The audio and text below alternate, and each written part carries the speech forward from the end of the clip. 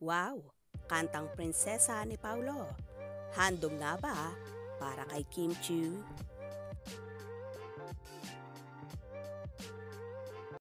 Wala na yung love lock pero tayo pa rin. Thank you, Kim.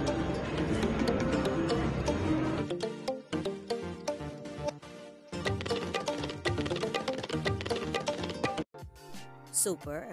Kilig ang fans ng Kim Pao dahil sa song number ni Paulo Avellino sa isang Thanksgiving event nitong Webes sa Newport Performing Arts Theater. Prinsesa ng bandang The Teeth ang kinanta ni Paulo para haranahin ang mga babaeng nasa audience. Bumaba pang aktor para mas mapalapit sa mga nagsisigawang mga kababaihan. Hindi lang ang girls sa theater ang naaliw. Naaliw at kilig na kilig sa aktor ha. Pinusuan din ng netizens at trending sa online world ang pagkanta ni Paulo. Wala namang binabanggit si Paulo kung kanino niya dinededicate ang kantang Prinsesa. Pero inangkin ng mga fan ni na Paulo at Kim Chiu ang kantang yon ng aktor. Pinlex pa nila sa social media na para raw kay Chinita Princess ang nasabing kanta.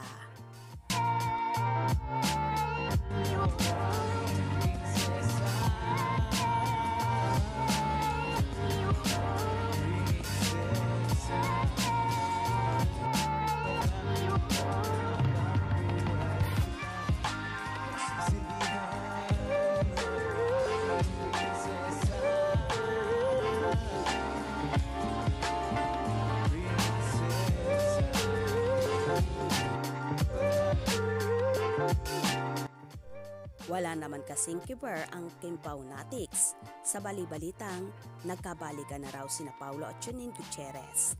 Ayaw nila itong paniwalaan at nananalig sila na sina Kim at Paulo na nga talaga ang magjowa ngayon.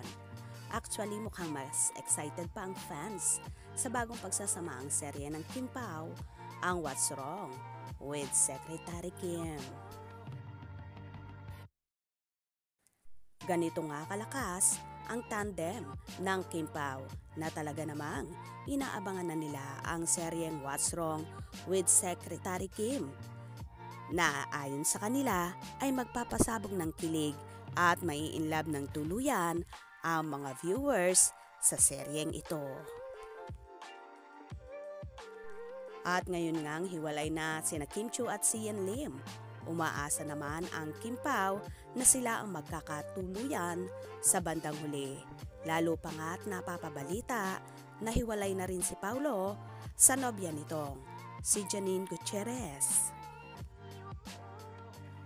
Well, abangan na lang natin kung ano ang mga pasabog at magaganap ngayong taong 2024. Malay natin, Kim Pao nga talaga ang meant to be.